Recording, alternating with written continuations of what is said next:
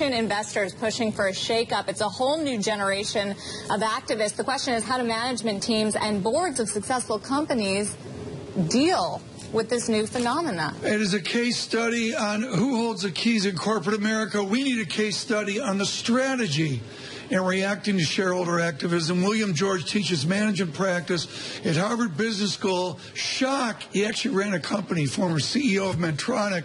He is actually, you've dealt with ornery shareholders, right? Sure have. How do you go after someone you're at the annual meeting and they start yelling and screaming? What do you say? Just be very calm and respond. Look, we have responsibility to our shareholders, but don't let them run the company. Boards shouldn't overreact, and I think they are overreacting in some case. The big change here, Tom, is they're not taking on America's worst companies. They're taking on America's best companies. When a guy like Norman Peltz comes in, he thinks he's going to restructure PepsiCo. Indra Nooyi's doing a fabulous job at PepsiCo. She's had 6 great quarters. She's got that company positioned for the future. She's carrying out her strategy. She's winning in every front, and he wants to break it up.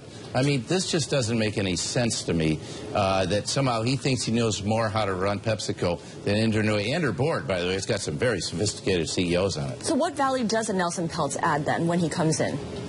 I think he only adds value to himself if he can get the market to respond for a few weeks. I don't see any long-term value in a fine company like PepsiCo. Now, if this is a moribund company, I might feel differently. But on the other hand, we've seen what happened with Bill Ackman at Penny. We've seen what happened with Eddie Lambert at Sears. These companies just have a steady long-term decline. I don't think they'll ever come back, is my honest opinion. And you distract them. The big issue is they distract them from the mainstream. What's the purpose of the business? It's to build a great global company for the long term. Bill, my only argument here is that this is the knock against activist investors, that they're just in it for short-term gain of the stock. But these guys are pushing longer-term strategies, management changes, longer-term visions, split-ups of companies.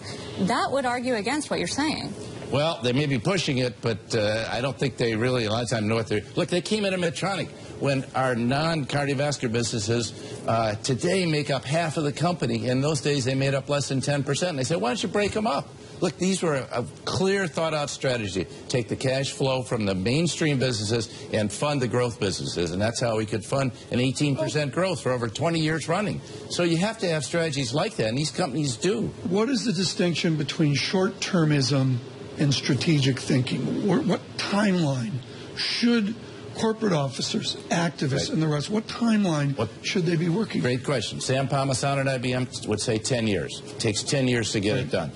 I think you have to show markers every quarter, every year. You have to perform. The game's afoot.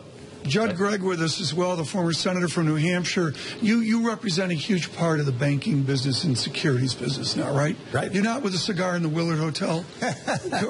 No? No. But you're representing these people. They have their own distractions, whether it's shareholder activism or it's the legal onslaught against the banking.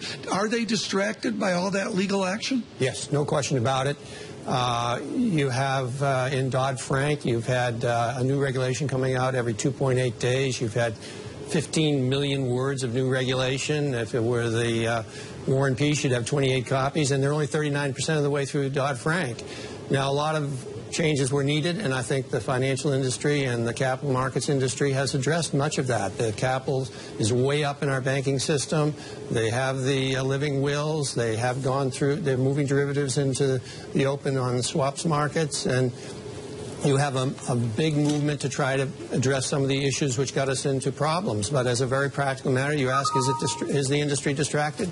They're spending a huge amount of money, not lending money, not putting capital out the door to help entrepreneurs grow, but basically to respond to regulation. And Sarah, here's the headline in the FT that goes to what Senator Gregg just said. Banks suffer as derivative trade shifts to the shadows. This goes right into what Henry Paulson's telling Bloomberg throughout the entire week of these seismic shifts from activism, whether it's shareholder activism or it's government activism. So why are, Bill, these activists going after bigger, healthier targets like Apple and Procter & Gamble? Short-term gain, because they find they can move the market, whether it's a P&G, and they have. But many of them have not. You know, Ackman lost half a billion dollars. That's real money on Penny, and didn't make any money on Target. It was just a distracting move. So they've made very good money short term, but I don't think America needs to build great companies and great banks. by the way. This whole thing about too big to fail. I like the fact that J.P. Morgan's the world's leading bank. I'm not on the board there. I'm on the board of Goldman's, the world's leading investment. I want America to have great banks. Not opposed to that one. I want us to have great companies. Well, speaking of great companies, you talk about these healthy companies. What is the CEO to do? Steve Ballmer is head of one of the more financially healthy company, Microsoft. Does he pull a runaround around the activist investors announcing a Nokia deal before ValueAct has its member on the board? Steve Ballmer has stayed too long, spent 13 and a half years. It's time to move on and find a successor. Thank goodness he and the board have decided to do that. And he has done a very good job monetizing the gains of his mainstream Office and Windows, but he's missed every innovation that's come along. It's time to get behind and be innovative. Our great companies are innovative, and poor Hewlett-Packard's slipped behind. We need more innovative companies that can dominate world markets. That's what Apple's doing. Do the activist investors have the patience to wait for that innovation to pay out? I think they should, because the real gains come from staying with it. Look, if you could have bailed out after 6 years, Steve Jobs had not shown $1 a gain on Apple stock. If you had the patience to stay with it, you'd have made a killing. How are these activist investors different from the CalPERS, which used to make noise, push for changes in corporate governance and social responsibility and those types of issues? I'm all for changes in corporate governance. I think we've made great progress. I think this is controversial, but I think with the exception of Section 404, I think Sarbanes-Oxley did a lot of good and got through in 31 days. But I think this dragged-out Dodd-Frank is a huge distraction, and there's a reason why it hadn't come to pass, and I think it'll be obsolete before it's fully implemented.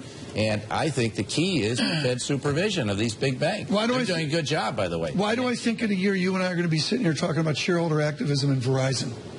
When you look at this deal, maybe what the effect of this bond deal will be on equity shareholders and dividend growth. That will be interesting. Bill George with us from HBS. Judd Gregg.